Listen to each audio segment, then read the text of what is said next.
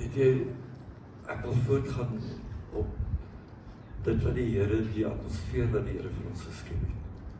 Die atmosfeer that God has created. En ek het 'n woord vir julle oor God se voorsiening. A word about God's provision in our lives. En ek hoop, ek maak vir julle oop oor iets, sodat julle verstaan hoeveel God voorsien, so that you can understand how much God provides. So blaai saam met my, as jy jou Bybel het, dan is die boek Genesis, die eerste hoofstuk. En ons gaan vers 9 tot 12 gaan ons lees. Ek wil dit eers lees, dan gaan ek vir julle vertel wat ek jy wil sê. God het gesê, is nou in die skepingsproses, it's in the creation process where God is busy creating everything.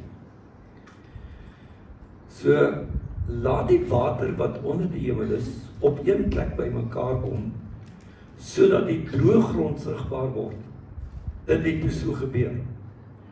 God het die droë grond land genoem, en die versamelplek van die water het hy see genoem.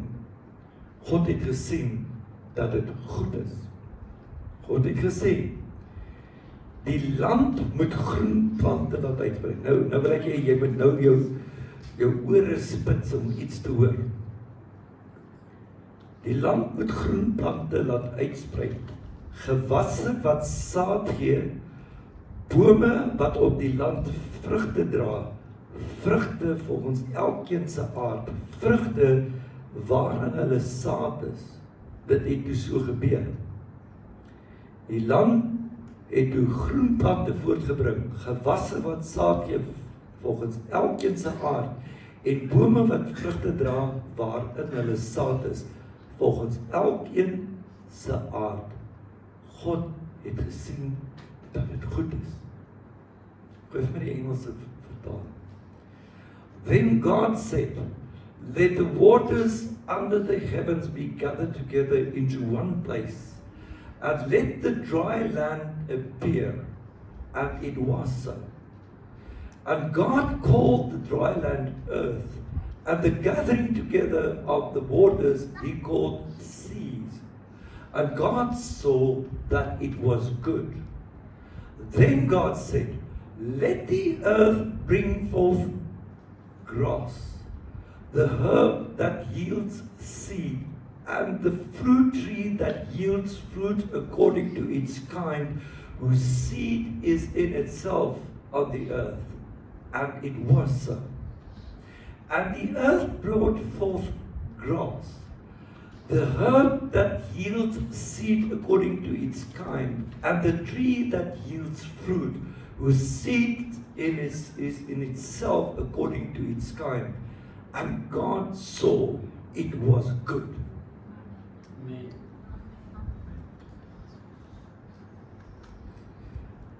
Op hierdie stadium het God nog nie die mens gemaak. At this stage, God has not yet created man.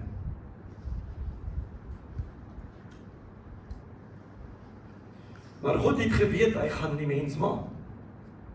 En die volgende dele lees ons en dan sien ons hoe dat God alles gedoen het en die 6de dag die mens maak. We saw man was not yet created, but God had in mind he's going to create people according to in his image. That he did on the last creation day. But in the meantime, he created a lot of things. Voordat hy die mens maak, het hy eers 'n klomp goed geskep. Om voordat die mens daar is, klaar vir die mens voorsiening te maak dat die mens kan leef.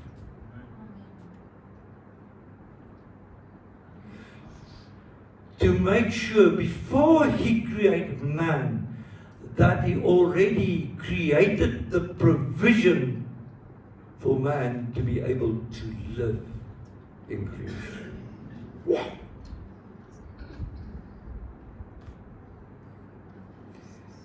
Nou, dis maar my gedagte.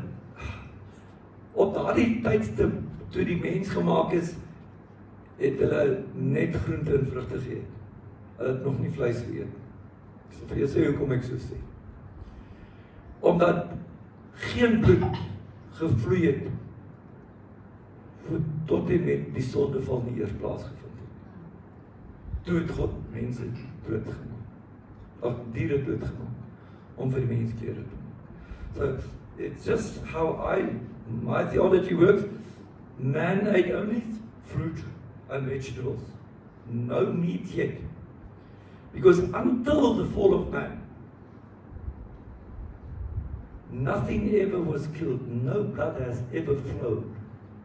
Until the day that mankind sinned, and God then made provision by killing animals to clothe them in their shape. So voordat die mens gemaak word, het God reeds voorsien in al sy behoeftes, die potensiaal vir hulle om te leef, om te eet en te bestaan, was reeds daar. Ek wil vandag vir jou sê, my broer, my suster, ek weet nie in watter omstandighede jy jouself vandag bevind nie, maar ek wil vir jou sê, God het klaar voorsien vir wat jy môre nodig het. Al sien jy dit nie, miskien nou, sal net nou by daai punt.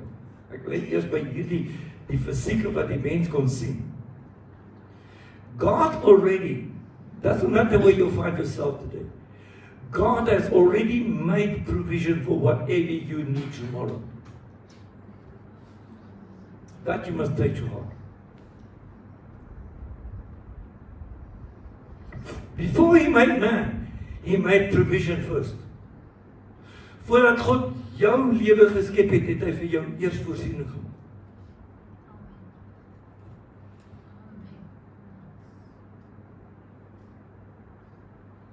Maar nou, maak jou sit ek gorof vas, want ek wil vir jou iets sê.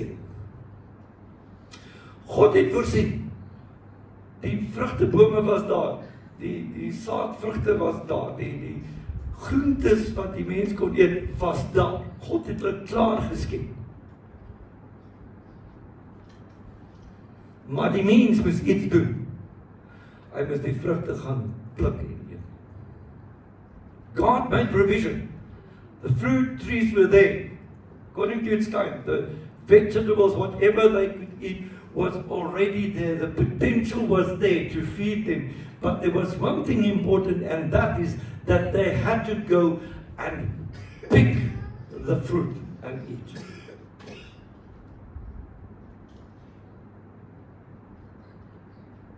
Broer, suster, die Here het klaar vir jou voorsien. Maar dit gaan nie wees dat iemand anders die vrugte gaan pluk en vir jou aandra en vir jou in jou skoot kom sit. Ek wil partykeer sê, moet hulle nog vir jou kou en slukkel. Want dis lyk my hoe partykeer mense dink. There's one thing, that with God's provision, you have to pick the fruit yourself. Some people think, somebody else must pick the fruit and bring it, put it in my lap. And as I said, maybe chew and swallow it as well. Because many people expect so many others to give to them what God has provided for themselves. God het vir die mens voorsien, dis daar. Maar die mens moes gaan pluk. Hy moes die geleentheid wat God gegee het, God se voorsiening was daar, maar hy moes die geleentheid gebruik en self sy oes gaan uithaal. Dit was nog voor die sondeval.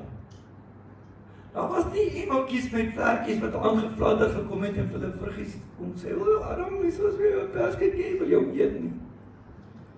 Was little angels fluttering around, giving, Adam, here's a nice peach, would you like a peach or a mango? As they walked with God in the Garden of Eden, we heard about walking with God last Sunday. As they walked with God, they discovered, they saw the fruit of the trees and they saw that it was good and it was nice. God has provided and God has said they can eat of anything they want. There's only one tree in the middle of the garden they could not eat from. Soos hulle met God wandel, soos om in 'n vrugteboom te, wow, die mooiste vrugte. Alles mag jy weet, behalwe daar's een boom wat jy nie kan eet nie. Maar al die ander, soos jy loop, pluk vir jou. Dit is nog altyd die lekkerste ding as jy vrugteboom in jou tuin het, om in die tuin in te gaan en 'n vars perske van die boom af te pluk en te eet. Wie weet hoe voel dit? Ek weet, is lekker. En dit was die lewe wat God vir Adam en Eva, hulle moes die ding pluk. Hulle moes selfs 'n paar gaan afpluk en vat af waar hulle geslaap het. En môre as ons opstaan met ons breakfast. Wat eet ons vir breakfast? Wat lemoen of mango, whatever. Wortels of patats, of broccoli. Dalk Brusselse spruitjies. My broer, my suster, luister gou vir my. En nou gaan ek toe na toe. Baie van ons mense voel, hulle kry swaar, hulle baie moeilikheid en probleme en niemand wil hulle help. Want hulle sit en wag dat iemand dit vir hulle moet gee. Ek wil vir jou sê, God het klaar vir jou voorsien, jy moet opstaan en gaan pluk. You find many people have this idea. Oh, they struggle, life is not fair. They sit and they expect somebody else to come and give them something in their hand. God has already provided, but you have to stand up and go and do something. So baie keer wil mense kom klop aan die deur, ek gaan nie kos nie, ek gaan nie werk nie. En dan lyk partykeer sê, maar jy het hande. God het voorsien. Hallo.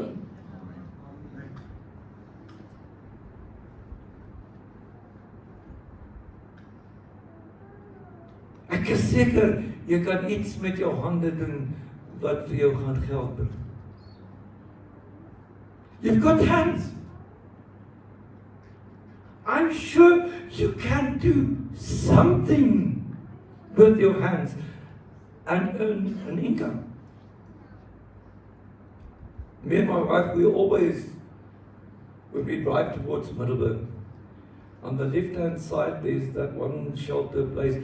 Somebody was always braaiing mielies on mielies op die kolle braai. And I've got this great, awesome respect for those people. They don't have much, but they have hands. And God has provided something that they can do. They've got in mind, let's braai mielies and sell them to the people that pass around. They did not sit and wait for somebody to come and give them sustenance. Jy sê, ons sit, en as dit te veel hierdie ding van, iemand anders moet iets doen, en vir my, as iemand anders er iets het, en 'n groot huis en 'n groot kar het, dan is ek ongelukkig, want hy het soveel meer is onregverdig, hy moet vir my gee. En ek gaan nog doen dit. Trek maar die tone in. Want hy sê die probleem is, jy kry swaar, die Here gee vir jou potensiaal en vermoë, hy klaar vir jou voorsien, maar die oomblik as die Here vir jou iets gee, dan gaan koop jy twak en dop daarmee. En môre sê ek het nie geld. Amen, amen. See, the thing is, God provides, gives opportunities, even give you money with which you can buy food. But the moment that you get the money, the first thing you buy nyahope and you go to the bottle store. And then you say, I got no food.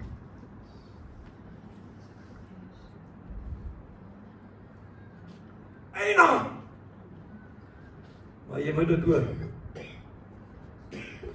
Jy sien, mense, ons moet verstaan, God het klaar voorsien. Hy het die geleentheid voorsien, hy het die potensiaal in ons elkeen geplaas. Hy het alles gemaak voordat hy Adam en Eva gemaak het. Want Adam en Eva moes dit gaan pluk het. God het vir jou voorsien, jy moet die geleentheid gebruik wat God vir jou voorsien het. Hy gaan vir Bill Gates 'n geleentheid gee om die rykste man op die wêreld te word. Hy gaan vir Tobias nie dieselfde gee nie. Maar hy het vir Tobias voorsien. En ek moet gaan pluk.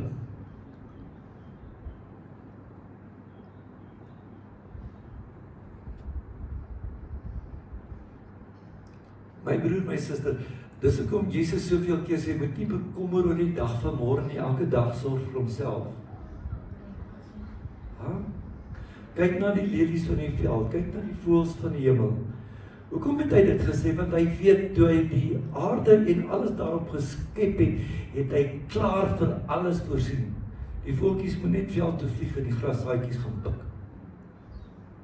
Die beeste en die skape en die bokke en die kuddes en die mooi diere in die wildtuin en die gras en die blare gaan pluk en bekou en sluk. Hy het klaar voorsien. So vir jou die eerste woord is, God het alles klaar vir jou voorsien wat jy nodig het. Jy moet opstaan en iets daaraan begin doen. En kyk waar jy dit spandeer. God already provided, you have to stand up. Now I've got the second piece of scripture.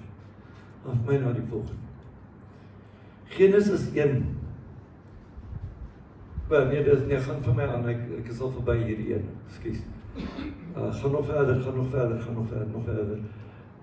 verder asseblief. Daar is hy. Ons ken die storie van Abraham en Isaac. We know the story about Abraham and Isaac. The promise that God made to Abraham that he will become a great nation. Abraham gaan 'n groot nasie word. Hy het nie kinders gehad nie. Sy vrou was oud.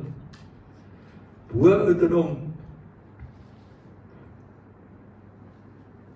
het hy 'n kind, 'n seun. Is Isak. En daar sê die Here nou, vat jou seun, jou enigste, en gaan offer hom op die berg wat ek jou sal wys. So, Abraham, an old man, couldn't have children, his wife was also very old, but we know the miracle that when she was old, she conceived and they had a son called Isaac. And then on a day God told him, take your only son Isaac and go and offer him on the mountain I will show you. So what we read here, nou kom ons lees gou. Abraham het die hout vir die brandoffer geneem en dit op sy seun Isak se skouer gesit. Want tot nou toe het hulle met 2 donkies die goed aangery. Up till now there was two. Een donkie was Hilux en die ander een was Ford, maar die Ford het die vrag gedra. En hy het die kolevuur en die mes gevat, so het hulle saamgeloop. Isak sê toe vir Abraham, sy vader, pa, en hy het geantwoord, ja my seun. Toe sê hy, hier is die kolevuur en die hout, maar waar is die lam vir die brandoffer? Abraham het geantwoord, God sal vir homself die lam vir 'n brandoffer voorsien, my seun. So het hulle 2 saamgeloop. So Abraham took the wood of the burnt offering and laid it on Isaac's shoulders. Up to then the donkeys carried it. There was 2 donkeys, Hilux and Ranger. Ranger had all carried the load, you see. And he took the fire in his hand and a knife, and the 2 went together. But Isaac spoke to Abraham, his father, and said, my father? And he said, here I am, my son. Then he said, look at the fire and the wood, but where is the lamb for the burnt offering? And Abraham said, my son, God will provide for himself the lamb for a burnt offering. So the two of them went together. Die Here sal voorsien, en ek sê die 53 vertaal. Yahweh, Jireh, Jehovah Jireh. Now imagine,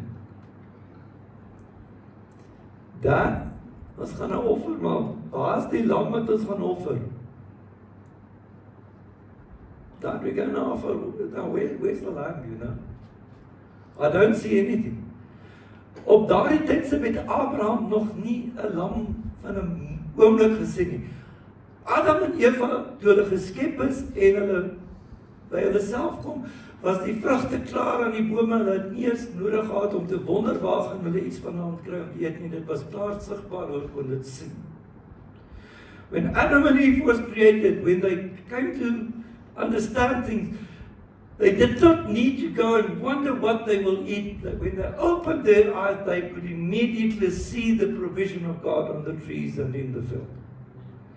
But here, neither Abraham nor Isaac could see the provision. Nie Abraham of Isaac kon die voorsiening sien nie, maar daar was nie 'n lam by hulle. Daar was nie 'n lam in sig nie. Maar een was, Abraham het in sy gees reeds God se voorsiening gesien. In his spirit, Abraham already saw God's provision, although there was no physical vision of anything. So when his son said, "Dad, where's the lamb?" He told him, God will provide. Jehovah Jireh, Jehovah Jireh, Yahweh Jireh.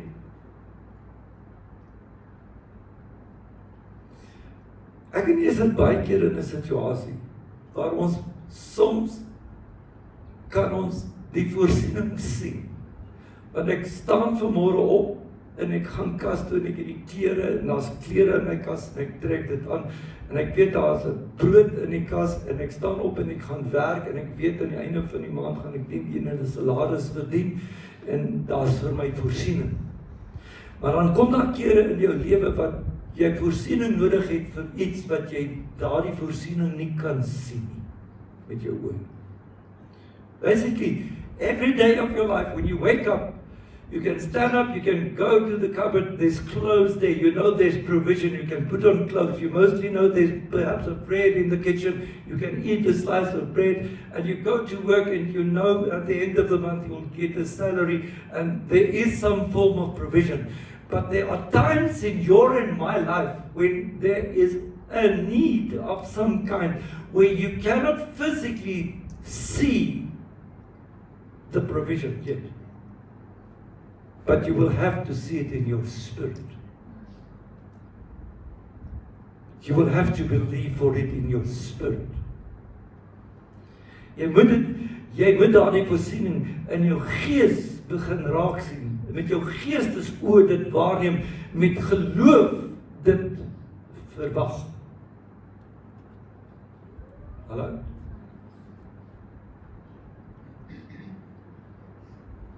Waar bevind jy jou? Dit is vanmôre 'n fantastiese getuienis eintlik gehoor. Ek gaan so 'n bietjie van jou getuienis steel. Iemand wat die einde van my sonder werk sou wees. Oor 'n insident wat nie haar skuld is. Waarheen gaan ek? Daar's niks in sig nie. Somebody that was about to lose her work because of what somebody else did. And because it's in Reno, we know jobs are very scarce. So there's no new job in sight.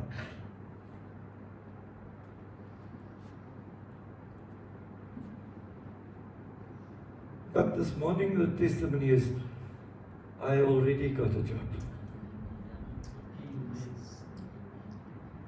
Ek het klaar werk, nuwe werk. Ek gaan wonder waarheen gaan ek? Gaan met my goed oppak en ek gaan met waarheen gaan? Maar nou wil ek sê,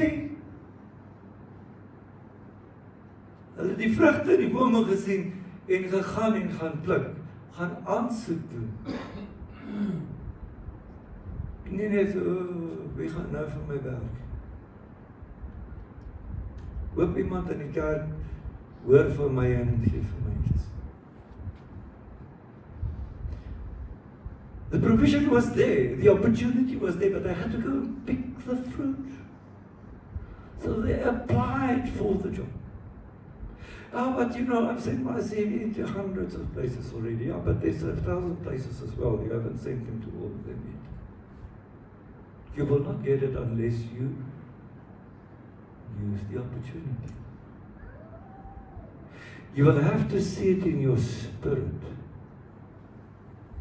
Because when Isaac said, Dad, where's the lamb? In his spirit, Abraham already declared, God will provide. Waar is die lam? In my gees, God sal vir homself voorsien. Want God het nie gesê, jy wil jou seun vat en hom gaan offer. Ewers het Abraham hier in sy hart geweet, God gaan nie my seun laat sterf nie, want dis die belofte, God gaan self vir hom 'n lam voorsien. Pak die altaar en sit die houtjies aan, steek die blits aan. En kyk kom dat jy op die ding klim. Oh! Daar roep die ram in die bos, wat met sy horings in die takke was. Build the altar where they come to offer. Put the wood on, light the blitz. Now you have to get on there. And the moment God provided, there's a ram that is horned in the bush, bleating. They haven't seen it up till then. Physically, they haven't seen it up to then. But then they heard it and they saw it. Fisies het hulle dit nie tot op daardie oomblik gesien. Maar toe hulle daar is, toe sê God, hier is dit. Ek het klaar, wanneer ook al 'n ram daar langs gestuur, dat hy met sy horings daar gaan vassit, sodat as jy hom nodig het, jy hom kan slag.